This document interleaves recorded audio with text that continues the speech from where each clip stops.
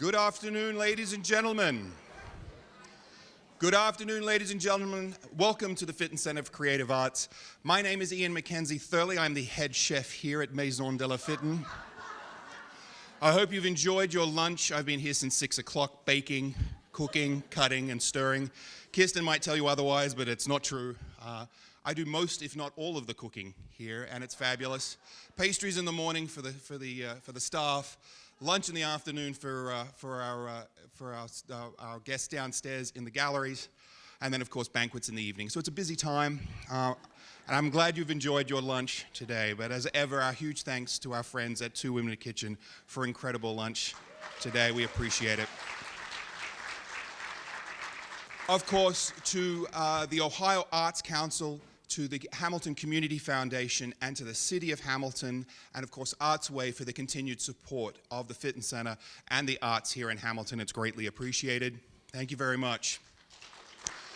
Would like to mention that Artswave started their annual campaign yesterday. That's happening all around the tri-state area. Incredible supporters, not only of the Fitton Center, but throughout Butler County, or of course through Cincinnati, down into Kentucky and through Indiana. So great supporters of the arts. We'll tell you during our most challenging times during COVID, Artswave were the first ones to give us a call. It was fantastic. So if you have the opportunity to support them, we really appreciate that.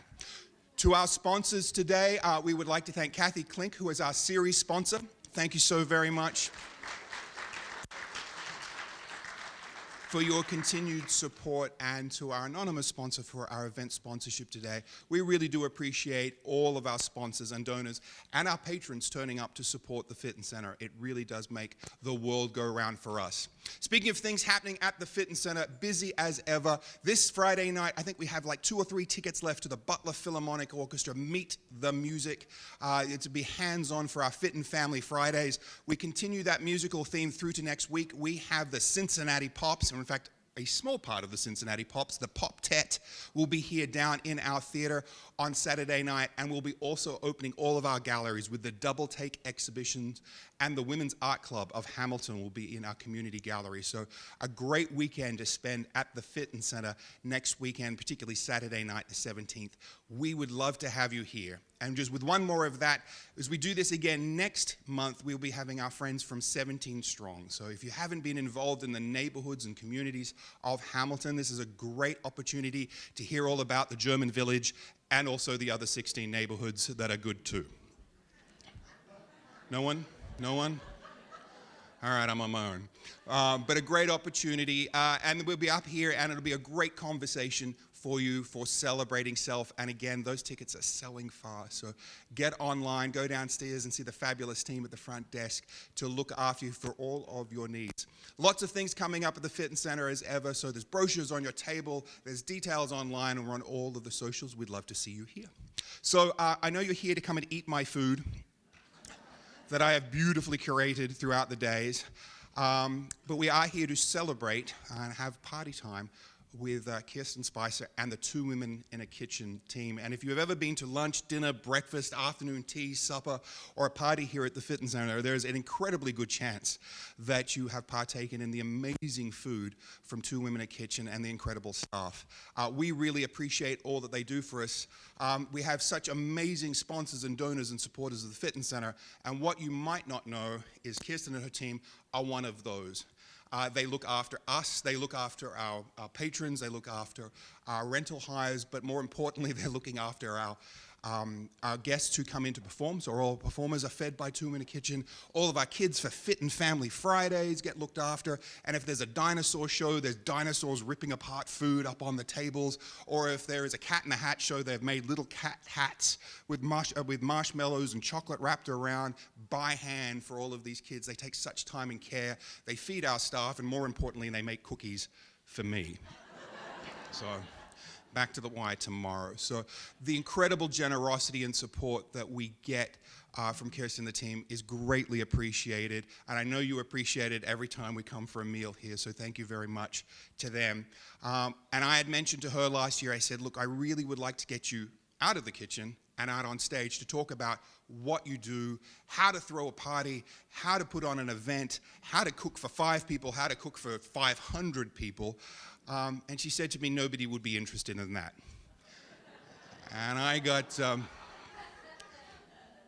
and when you're going toe-to-toe with Kirsten, you better have your facts straight. So I'm going to say I win this round because there is a whole bunch of people here ready to enjoy your incredible food, fabulous desserts, and a fabulous conversation that's just about to happen. Ladies and gentlemen, can I introduce you, our chef for today and every other, is Kirsten Spicer.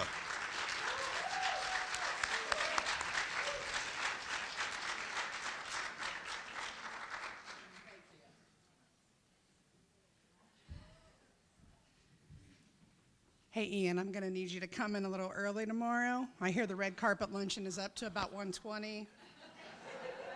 I don't think you have enough time to get everything you need to do done. Hello. Good afternoon, ladies and gentlemen, party goers, everybody here that I am completely overwhelmed. I had no idea that we would have this kind of turnout. I cannot thank you enough. If you don't know me and you're just here because you're here, I am Kirsten Spicer, proud owner of Two Women in a Kitchen. Towards the front of the room is my incredible staff and my incredible family, which has put up with all the craziness of 25 years in business.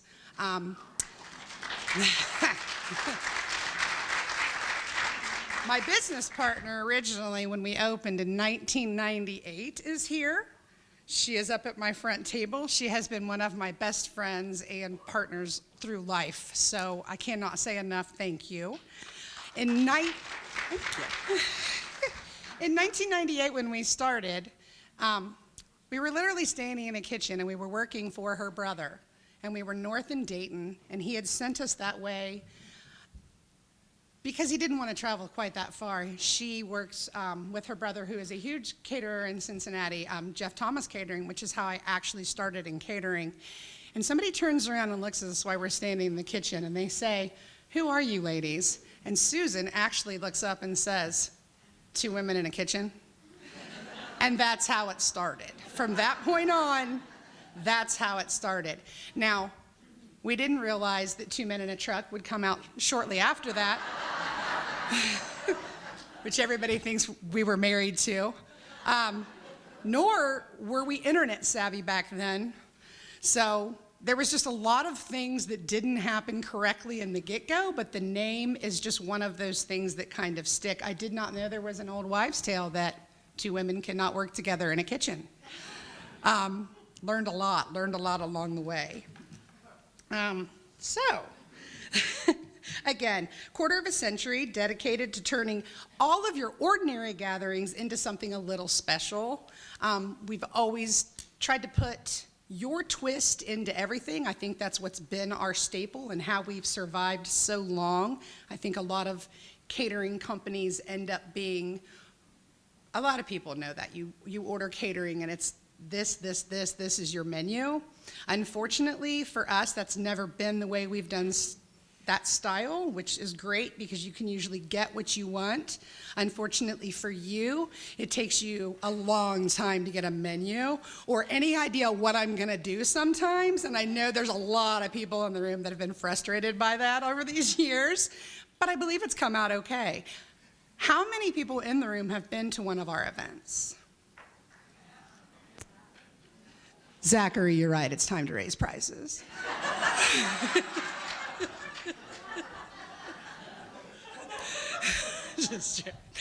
My staff is a huge reason we are still here. I cannot tell you how long. Zachary, I can't even, he is a nephew chef. He has been with me for, 12. Jesse actually opened with Susan and I 25 years ago. Kat has been with me, 5 years now? I mean, it just goes on and on. My staff is phenomenal, and what I love about them is it doesn't matter what I've asked them to do. It's not an easy job. It's a very flexible market. It's a very flexible kind of thing, and we've always been stuck where you, first and most important is the client gets what they want. Unfortunately, when I'm in crazy mode, it sounds like I could kill somebody behind the scenes. So a lot of people, at the Bourbon Fest the other night, I was running around serving bourbon. Everybody thought, wow, she probably needs to drink some bourbon. But behind the scenes, the idea is to hide that. My staff is much better than myself at doing these kind of things. Mark. So, one of the most important things in planning a party, in my opinion, is your timing and getting all your details together. I, unfortunately, am horrid at doing this, which is bizarre because I've created an entire career out of doing it. And I don't know if it's because I'm the junkie that during the day when you're so stressed that I get that rush, and then it's okay if it comes together and you get that whoosh where everybody's excited. Much like this, I'm sure my staff could tell you, they actually had been at work since 6 a.m. making food, and they were actually at work last night. Something like this takes a lot of time, and to make it look as effortless is the key, and that's what people always think you need to do to have a successful party. But in all honesty, most people coming to an event don't care if there's flaws, don't care if there's something that didn't go correct. They really are just coming to see you. I did not realize that as much even until this event right here. I was shocked when they told me that we were selling out, and I had tons of you come from the community and tell me that you were here to support. It's very hard sometimes to realize people come to your events because they love you. They want to see you. They're there for you. So centerpieces, food, well, food's always important. I don't care what anybody says, they're all wrong. Music, all those things play into it. But again, the best way to choose those are to choose things that reflect you, because you're inviting people you care about. And if you're inviting people you don't care about, it's because you've had to, because they're marrying somebody in your family, or because you've been volunteered. So it really doesn't matter. Just relax, is what everybody tells me. Just relax and enjoy yourself, which is really hard for me to do, and it's really hard for me to do up here. Now, this is what I'm talking about planning. This was in the news. This picture took place while I was running in here to do an event, because Mark was lovely enough to get my stuff together because I do not plan well. This picture took a few minutes of editing by my sister, which had I given myself 4 minutes, I would have looked like that. But I don't. I look like the other, and that's okay. Kind of makes me laugh. How many tragic parties have you thrown? Anybody? A tragic party, right? So one of the first events that I ever threw, that we ever did, again, was in the Packard Museum. Super exciting. We're super excited. We go up to the Packard Museum. We're doing a seated dinner for some drug reps for about 80 people. And all of this is seated. And we've gone up and we've done all of our research. We've looked at the facilities they have. We know we're going to be cooking with real flame. My mother is even working this event. So as we go in and we're serving, we catch a hot box on fire inside the Packard Museum. Now, does everybody here know the Packard Museum? Have heard of it? This is a museum for cars, $1 million vehicles, $1 million fire truck, and I'm not talking a little on fire. I'm talking full on, had to unload an entire fire extinguisher into this hot box. Now, I'll tell you how hot this was. Number one, it wasn't a hot box. It was a refrigerator. And the insulation on the inside of the walls caught on fire. Now, we managed to do this because it was an old stainless steel. And we made sure that we didn't close the door. So the last table gets their meal, and the server that closed that door, and we had flame in the bottom. And the next thing I know, I hear somebody say, might have been my mother, that might have been later, when she was screaming, "My daughter is gonna die! My daughter!" I literally, and all Susan and I are screaming is, "Get water on the table, serve the guest, make sure it's fine, make sure it's good." There is a chain on the back of this, and I am dragging it. We've called the fire department, and I am dragging this hot box out the back door, fully engulfed. Stuff everywhere. I had already blown it out. It had gone away. I turn around to walk, right back up again. Meal's so good, though. Meal's so good, not one person gets up to leave. Could have been the fact the firemen show up.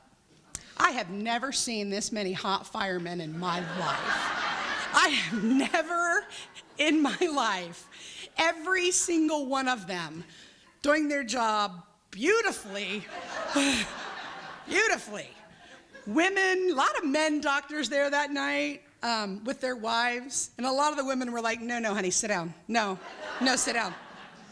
But this is my point.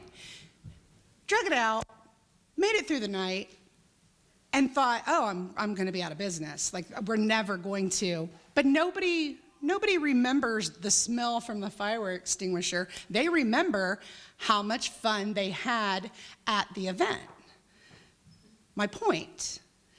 They're not going to remember what went wrong. They're going to remember your reaction to what went wrong. They're going to remember that, oh, well. And they're going to remember that feeling that you give them when you're like, oh, well, because that's what happens. Now, if you remember or you don't remember, like the bride's name or something like that, probably not the best. But a lot of little things that people are scared about having events, just let them go and follow your gut. I think that if people tend to personalize their events and hold on to what they truly want and what they truly want to see and serve, and they want you to feel that you're going to be great. That usually leads to the best event that you can possibly have. Any questions? Just joking. So some of my other tips and tricks. I did have a question earlier. Somebody asked me about COVID and how you get back. How many people have been scared to entertain since COVID, or just don't feel like they can get back into that groove? Has anybody else felt that way? We're seeing a turn, and we still see a lot of people that are worried about what to do. It's like in 2 years' time, we kind of all lost our ability to trust ourselves or trust. We spent so much time alone, I guess, that it became hard to remember how to even throw small events or large events. So I think some really smart things to get us back into that would be start thinking about why you want to entertain.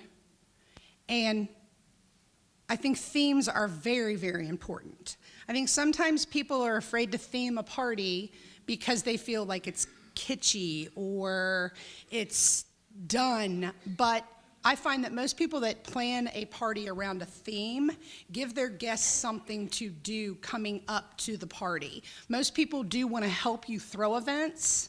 You just don't realize they want to help you. But if they can't help you, they want to get excited about your event. So certain themes and things like that help your guest get behind you before they're even at your home. And when they're in that mind space, much like today was Mardi Gras, just because it's going to be a Mardi Gras soon. It created the whole menu. It created the whole color scheme. Took a lot of pressure off of us because, like, what were we going to do?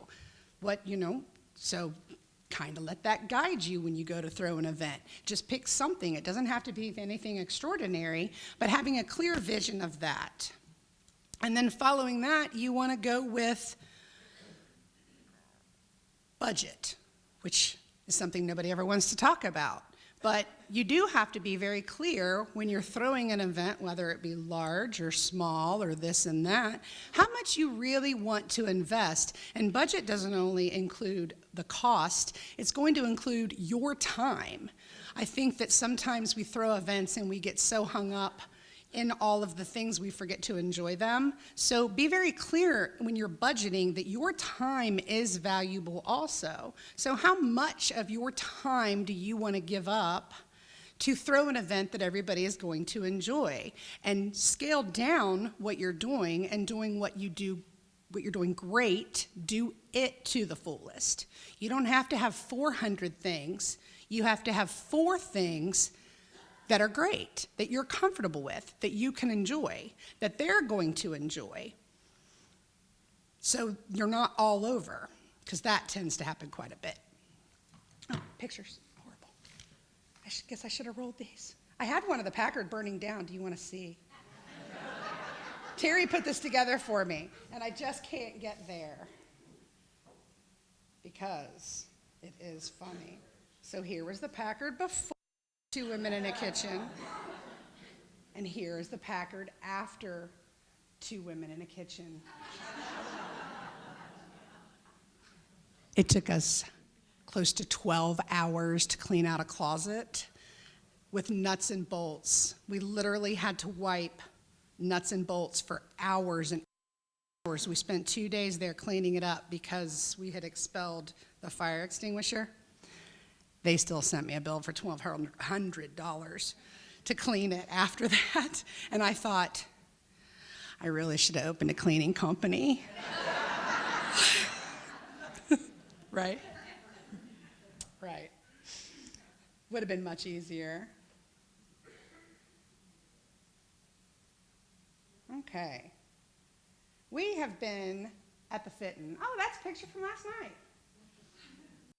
Everything was set. Thank you. Had no idea where that was coming. We partnered with the Fittin' quite a few years ago. We do quite a few events here. A lot of fun. But we've catered everywhere, out of closets, on sidewalks, out of the back of our cars. You name it, we've been there. You can throw a party anywhere. I think that's another thing that people need to remember when planning or thinking about an event. Do not let the limitations of what people are telling you you need to do, that's what you need to do. You can throw a party anywhere. You can build a venue from nothing. Again, your imagination is what's going to lead you to the best event. I find this with my brides a lot. They get a lot of flack about what they're supposed to do. And I see a huge shift in the way weddings are going now. I don't see a lot of normal straight shot buffets. I don't see a lot of seated dinners. I'm seeing a lot more stations and parties and fun because people do just want to have fun now. We went through a phase right after COVID where I felt like everything was kind of home style. Everything wanted that comfort. And now I see that motion towards everybody just wants to have a party. Like a martini bar for dessert, not necessarily alcoholic, but different things that people can have fun doing. You see a lot of nitrogen ice creams. I haven't brought that to this town yet, but it's in my next stint, I guess, where we're doing nitrogen things right in front of you to freeze things down and stuff like that. Stations are a great way for you to express kind of what you want. Little small plates, much easier for people to move around and talk and things like that. Some of our station weddings, station foods, small foods.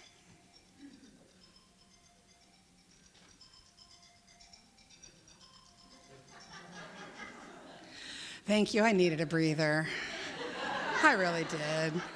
You want me to get that for you?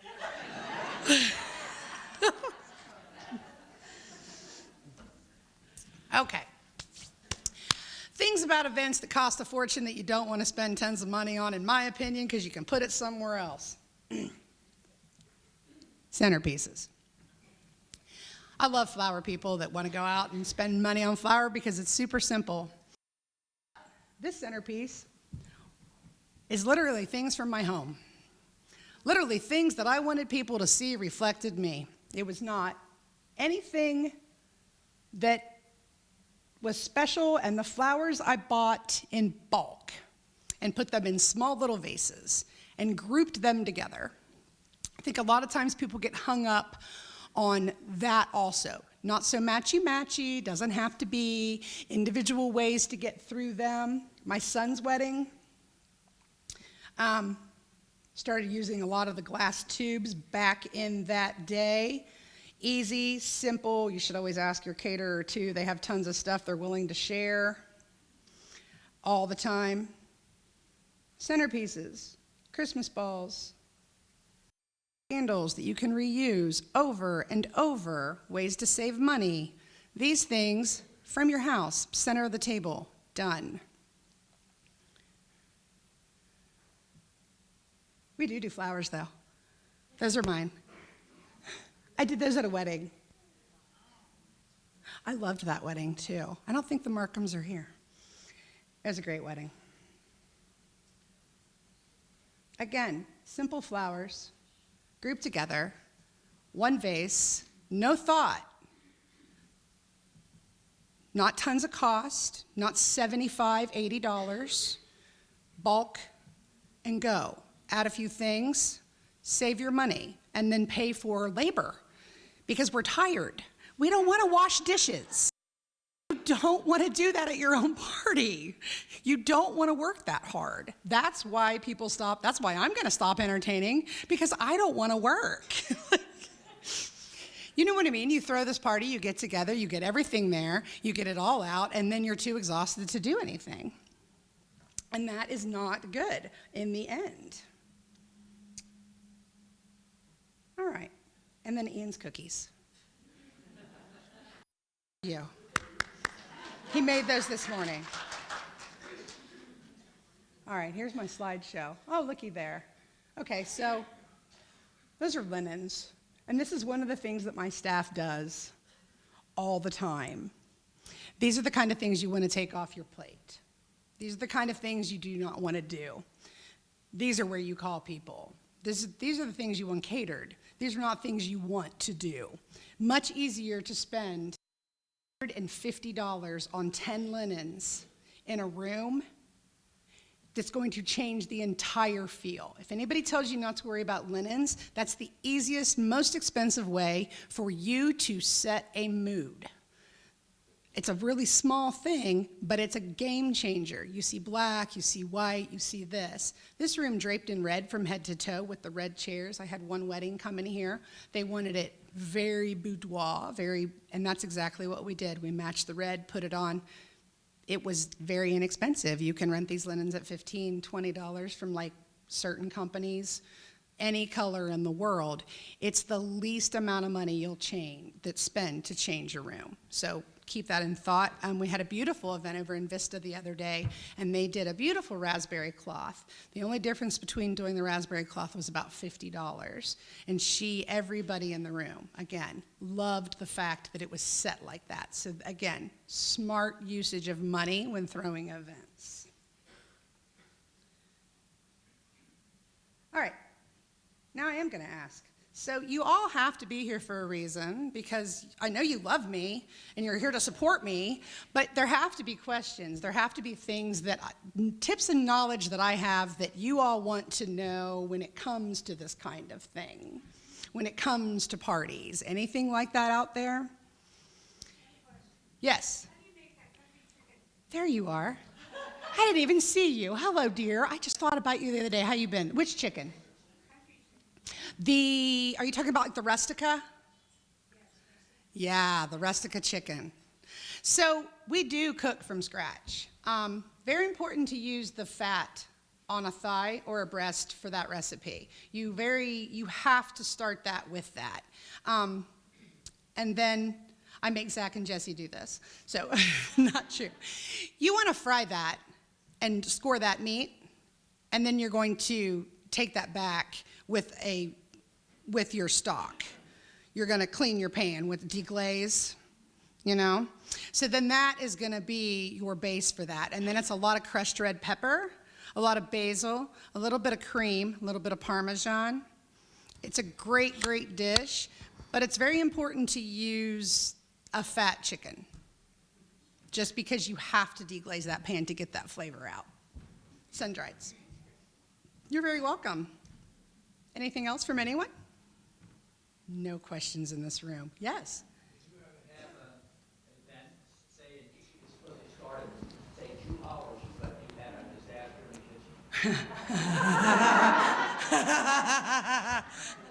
kitchen? True story. I pull out of my kitchen. We are in Dayton. We have a prime rib dinner for a doctor's office in Dayton.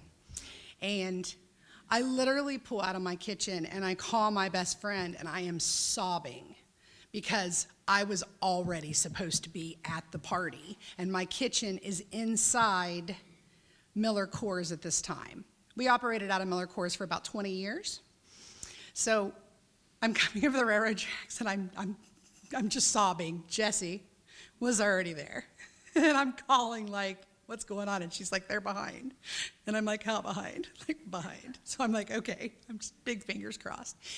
And my friend says to me, the movie, there's no crying in catering. She says, there's no crying in catering. Get it together. So we get there. I finally get there. We pushed appetizers, all of these things to buy ourselves time. Solid hour and a half late. They had no idea, and that's what I mean about bouncing back. Now, I got karma'd that evening because we wrap that event up and we pack everything. Everybody's leaving. The doctor even leaves, and we're in his office, and we pack everything we have into this elevator that's like 4 foot by 6 foot, and there is enough room for me to stand in a corner and Jessie to stand in a corner. Susan, were you there that night? I don't think so. And I can't remember who else was in the elevator with it, and the elevator dies. And we're like, literally, there's no phone in the elevator. There's no, and all I remember is Jessie just falling to her knees and sitting down like, well, this is just fantastic. We're going to be eating prime rib for an hour because that's all we have left. That's all we have left. That was probably one of my, again, after lighting Packard, on fire, that was a bad one. Then we were here one evening, and we were doing an event, and the woman had called in a count of 80. So we had 80 chicken breasts. We get here, she has a count of 150. And all I remember is screaming, cut the chicken! Start cutting the chicken! It's like, cut it! They'll never know! This big, who cares? They all get a bite. What can you do, right? They all got a bite. That's about what you could do. So again, catastrophes. Yes, 100,000 times a day. I guess it's depending on what you consider the catastrophe. I have never, luckily in my life, I don't think in our career, we have never not made it somewhere without somebody's food. I have probably ran out of items maybe 6 times, this and that. We're huge over-preparers. Timing-wise is the scariest thing I think that we deal with in our. It's always the time. And apparently I have a huge road rage problem if I'm running. Everybody always says to me, why don't you get vans? Why don't you get magnets for your car? And I'm like, are you kidding me? I would be out of business in like 3 months. I have to wear a mask while I drive because I am horrible. I'm an awful person in my car. Just so you know, if you see me screaming, it's probably, yeah, I'm probably late. Thank you. Yes. Hold on one second. We're going to get you a microphone. What do you love the most about your job? What, Lord? That's my niece, and I love her. I love, I think that, so I went to school, I'm a very scientific and organized kind of girl, which is kind of mind-boggling. I went to Miami University for a chemistry degree. I started working in catering while I was doing that, and then I don't use my degree at all. I still owe on that degree. It's a whole student loan thing. But catering, it came out of nowhere, and I think what I love the most is it's always different, but it's always the same when you do it right. I cannot tell you how many people in this room I have had a discussion with that have thanked me after an event, or I got to spend some of the best moments, and unfortunately, I get to spend some of the worst moments with some of the people in this room, and a lot of people don't get to share those things throughout people's lives. Even COVID, for me, it opened the door to some of the best people that I could have ever met. Because we had to change the way we operated immediately.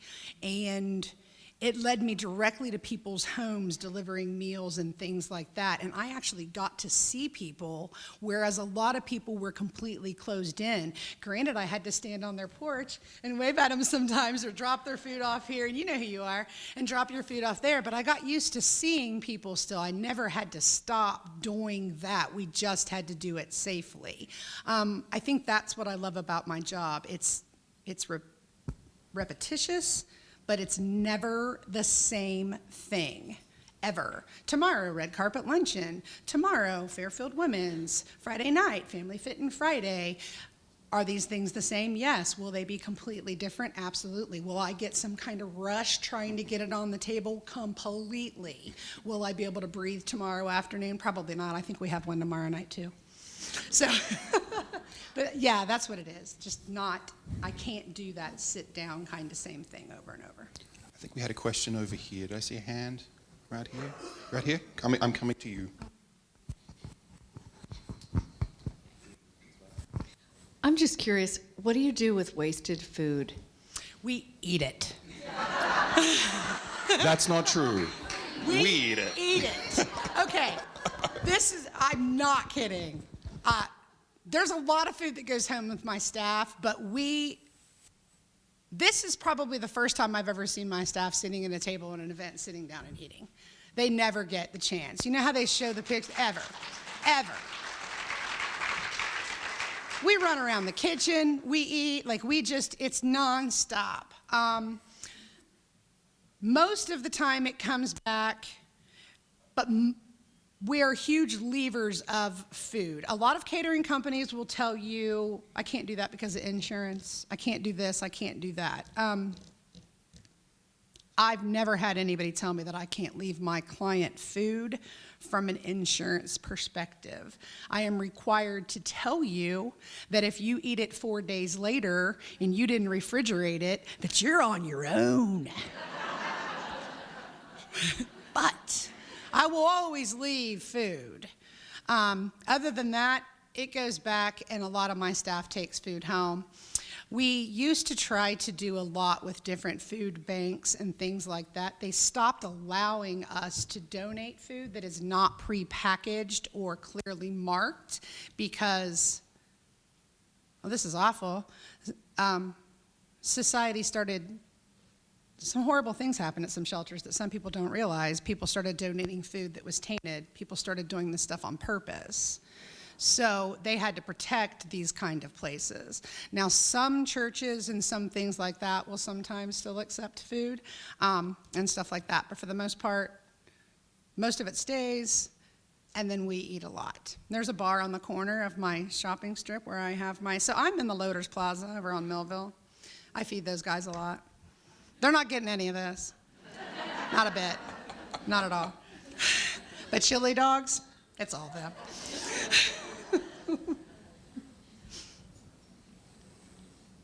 Oh, you're going to make me earn my steps. It's okay. It's all those cookies. I need to work them off. This is Fran Sack, ladies and gentlemen, getting ready to ask me a question.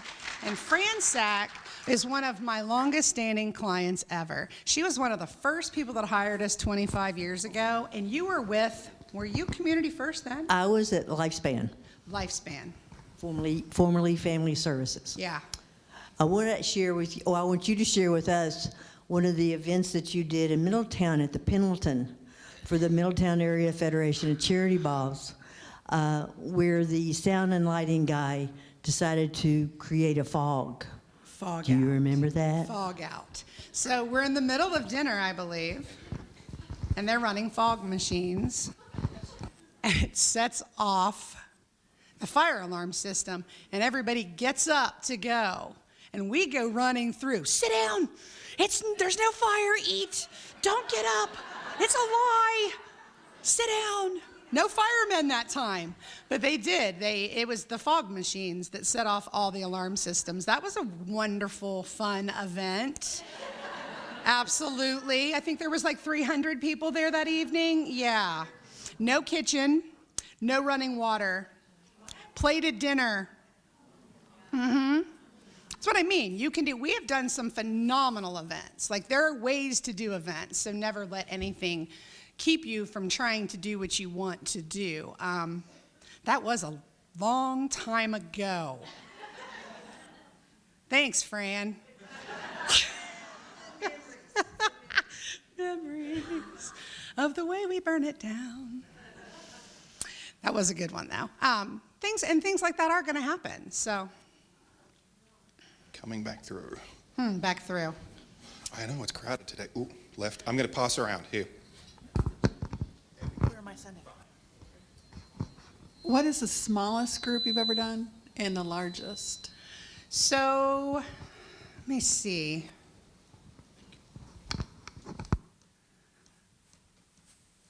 Largest, 500-600, I'm trying to think. Like the largest, probably around the 500-600. And that was more of a station move about, seated about 300. The smallest event I've ever done, 6, which a lot more of that, I'll private shelf a lot of those when you have a dinner like that. Those are a lot of fun to do. As our business has grown, it's harder to do some of those events. It's a weird balance because you have people that you've worked with for 25, 30 years, and they call you, and you absolutely don't say no because you love them. You've worked with them forever. So little smaller events like that we see sometimes like that. Not so many private chefing events. I'll wait on 2 people if you want to pay me. It's kind of like, you just never know. Like if somebody calls me and says, hey, we've had a lot of fun doing a lot of different fun events. So it's hard for me sometimes to put a number on the count. I really am trying to. I did a lobster fest once. It wasn't for me. This is a true story too. It's awful. We did a lobster fest in Dayton, in Kettering. And I was very young. I was new to catering. And they cooked the lobsters live on a grill. And I called my mom from a garage, sobbing, because I could not do the lobsters, because they kind of make this noise and they try to turn themselves over on the grill. And I'm like, this is the grossest thing and I just remember thinking, I can't do this job. Not a big lobster fan. I'll boil one all day for you, though, if you want one. Just let me know. I got over it. But yeah, that was a big event. It was like 600 screaming, crying lobsters. My mom, though, what a great, she's such a trooper. You really did watch me pull that flaming thing out. She did get me through the coming out of the garage bawling thing. That took a few minutes. She's always kind of encouraged us, the whole family, to kind of just do what we do. Like that's, I think, why I am where I am. I just hate to quit. So that's the only reason I am standing here today 25 years later, which is good and bad. I feel like there are times that I should release some control, and I'm trying to get better at that, which is another tip if you're throwing at a party. Sometimes you kind of have to let some of those things go. But I am a firm believer it does not matter what you do. If you just keep going forward, you'll get where you need to get. And I don't believe that life has a plan for anybody. I think that on a daily, it's going to come at you, and you just have to take it and do what you want with it that day. Because I never would have looked at myself and said, I mean, I'm a horrible business person. I'm a hell of a chef. I'm a horrible business person. But here I am, 25 years. Like, it's shocking to me. We incorporated in 2000, and in 2025, I'll throw a big party. But we started this in 1998. I don't know how I've managed to stand here today. Like, it's still shocking to me that this is where my life took me. So, yeah. I'm going to take you back to when you were talking about doing the smaller events, because I think some people here might be thinking about, oh, well, maybe I should have her come and do a seated dinner for 6 or 8. Yes. Do you have a minimum that people have to spend in order to book you for something small like that? What's the minimum spend? Yes. Okay. The minimum spend. In this day's market, it has come to my attention that it's hard for us to take on events where you're not in that $1,000 range just because I have staff, we have costs, there are set things that I cannot change. If you call me and I happen to be free that night and you have 7 people, 8 people coming to your home, you're going to spend about $100 a person, because I cannot create that restaurant private experience for you without spending that much money. That's just not going to happen. Can you answer my phone for me? Because it's up here ringing. Wah, wah, wah, wah, wah. So that's kind of where I'm at on minimums.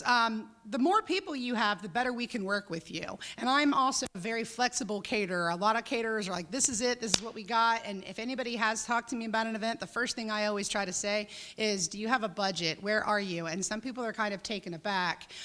I know that it's hard to believe this. I am not trying to rack you for the most of your budget. I am literally going to take the 4 or 5 events that I have around that time, and I'm going to try to figure out the best product we can put on your table in that cost range, because the more I have doing the same stuff, the lower that price is going to be. Some people are always concerned about that budget when I ask, and that is one of the reasons, because we do can to customize so many different events. Kirsten, Yes. none of us in this room are going to try to take your business away. But for those of us who cook at home, could you give us a few tips on things that we can prepare ahead of time that make entertaining easier at home? Absolutely. Especially, so dishes that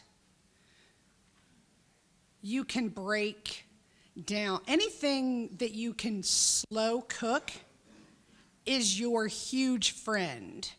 And again, you're looking at thinking about, the first thing that came to my mind again, Sue, is, so dietary restrictions are so odd in this day and age. Are your guests, can they eat this? Do they need to be gluten? Do they have to be vegetarian and things like that? So that's the first thing I look at. And then I try to figure out budgetarily, are you doing 20? Are you doing 50? Are you doing this in your own home? Try to figure out the best way to spread that. Everybody knows pasta is by far the most economical thing in the world. But if you've ever done pasta, it's also one of the most ridiculous if you have to cook it to order right then because it doesn't hold. Whereas something like a grain or a chicken or a slow roasted meal that you can reheat and get that same flavor from, a lasagna, things like that, those are your best bets. Salads that are simple. Don't get stuck in salads where you have to do a lot of prep work for berries and nuts. And those kind of things are easy to throw together last minute. You can have them washed, you can have that prep, you can just throw it together. Anything that you can make, chicken on skin, Anything, I keep stressing chicken with skin because I think a lot of people get stuck on the breast and they're always dry. It's almost impossible to keep a chicken breast without it being dry. But if you're going to do that, put something under it. Peppers and onions are a huge acidic to break that down and keep it nice and tender. You may not want to eat the peppers and onions, so cut them larger, but cook them with your chicken. It'll keep it a lot moister. It'll save that dish. Anything that you can put underneath. You see me do a lot of brisket on top of celery, carrots, and onions and things like that. It's because I'm always thinking about, okay, so how do I keep this as fresh as possible, knowing that I have to transfer or knowing that I have to hold? The dessert on the table today, that is something that you can do ahead. That is something that you can put together and not worry about the day of the event. You could do a banana pudding, a chicken on top of anything, and a vegetable, and have it completely done the day before, and you don't have to cook the next day. You turn on your oven, you throw it all in, you're done when your guests get there. So those kind of dishes, don't worry about that presentation as much as you have to worry about those flavors and things like that. I don't know if that's helpful. Sandwiches don't hold up. Pinwheels don't hold up. Like these kinds of food, a lot of times people think that a party is going to be less expensive if they want to order piecemeal hors d'oeuvres. That requires 1,000 times more labor, even in your own home. Don't put that on yourself if you're trying to do a lot of people. It's kind of hard to put that together last minute. 10, 12, absolutely. 30, 40, you start getting really flustered because where are you keeping this? How long did it take you to lay this all out? Those kind of tricks. So stick more with meals. They're definitely more economical. Those kind of things. Not bad for not using a chemistry degree with breaking down of the acids with the peppers and the chicken. I'm just saying. Kaiser. One over here.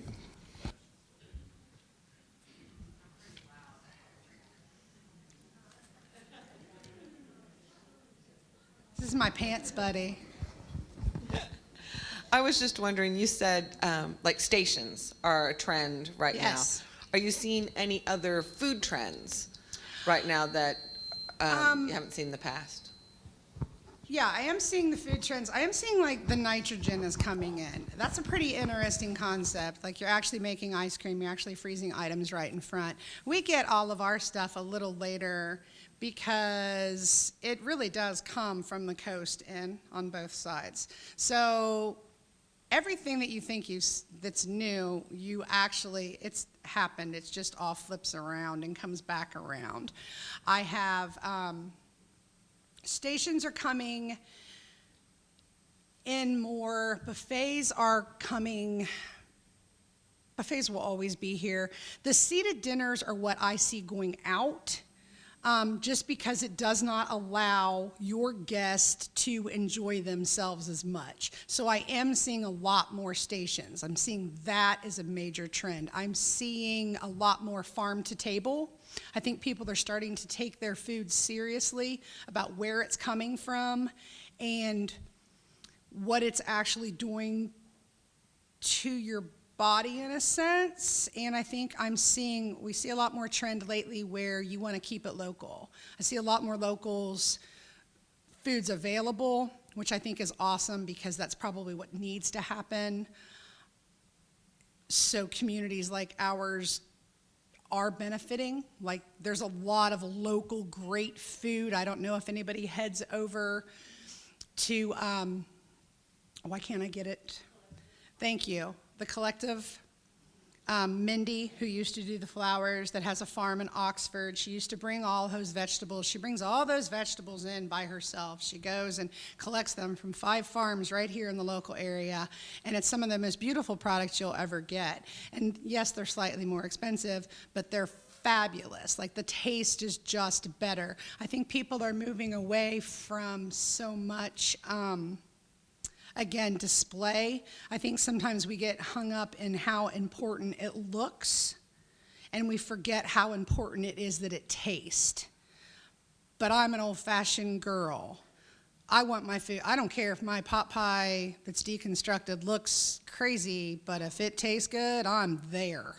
Like I think I'm seeing more of that. People are a lot less, you don't have the gastro beads. That was a big trend for a while and things like that. I don't want something this big that tastes like a cranberry. I want a cranberry. So I'm seeing a lot of that kind of go out, and I'm seeing that kind of trend. Fusions, we've seen a lot of fusions lately. I think bourbon tastings have opened the door a lot more. I think beer and food. I'm going to see a lot more of that recently, where people are starting to understand that's a great combination.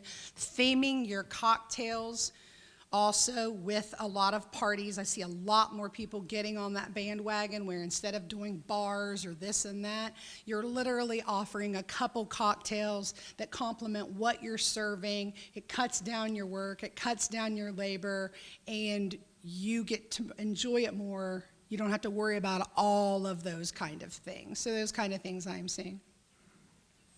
Yes, Patricia. One moment, please. There you go.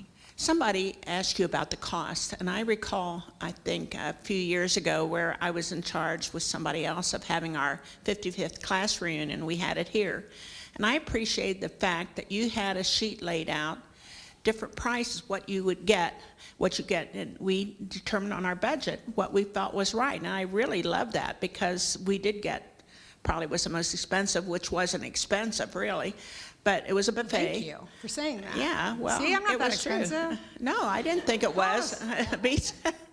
But at any rate, I did appreciate that you were able to work, you let us work and decide which menu we wanted for our reunion. I think it's very It was important. great. I think that sometimes people are afraid to have an event catered or talk to somebody about that because they just think it's out of their realm. I think what happens is by the time you run all over and do the stuff or piecemeal it, you learn in the long run, you end up spending tons more just because we can bulk, whereas you probably cannot. So, thank you. We've always tried to work with different budgets and things like that.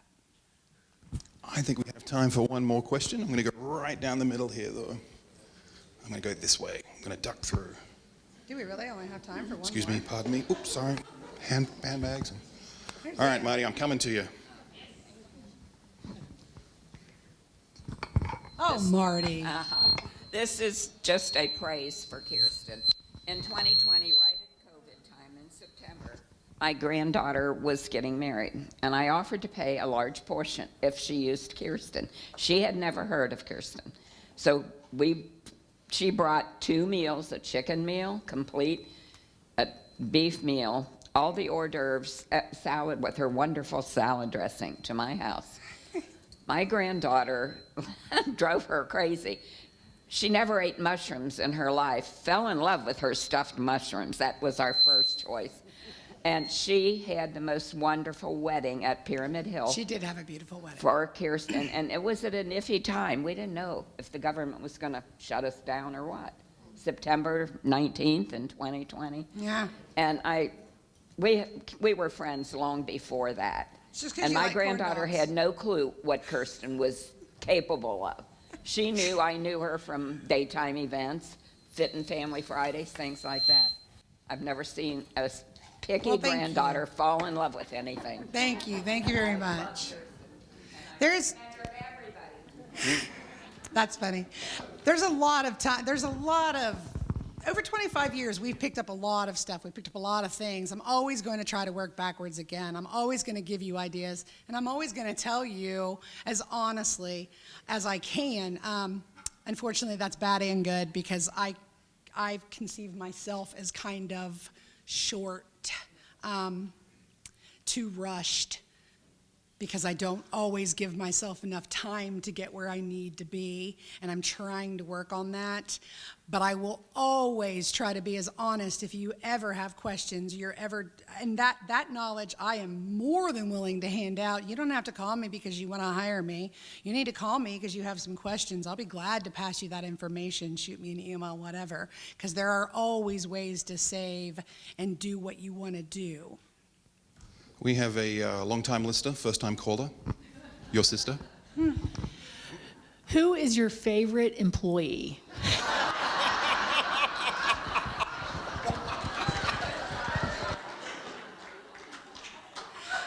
Matt Rucker, because he has to do everything I say and I don't have to pay him.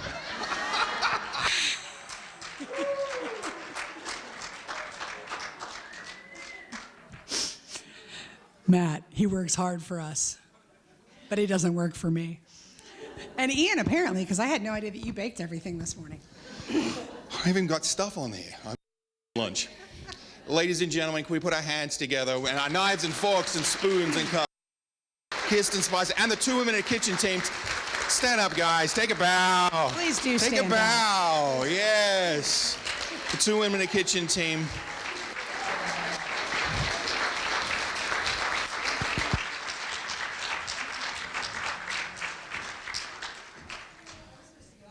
You're all good. Thank you, Kirsten. Thank you, team, for this lunch and all the lunches that have come before. We really, really do appreciate everything you do for us here at the Fitton, not less getting me to the YMCA more than I need to do, or I should do, with my choc chip cookies. We really do appreciate it. As we said, next month we have 17 strong in the living room up here at the Fitton Center. Bring your friends, bring your family, but most importantly, bring your neighbors. And let's get involved in this great city. It's the volunteers and the community in the city that has really driven change here over many, many years, and we're excited to talk a whole lot more about it. We were going to sing happy birthday to Mark Moats, but I forgot to do that bit at the beginning, and Marcus had to go into a virtual tour of our gallery. So, but if you see a Fitton Center employee, wish them happy birthday, because most of them have a birthday in February, which sounds really weird, but it's absolutely true. About 2/3 of our staff all have birthdays, so there is cake coming, I promise you, or choc chip cookies. Ladies and gentlemen, put your hands together just one more time. Kirsten Spicer, 2 women in a kitchen. What a great event. From table to microphone, we really do appreciate you. Have a wonderful afternoon. We look forward to seeing you at the Fitton Center again very soon. Thank you so much.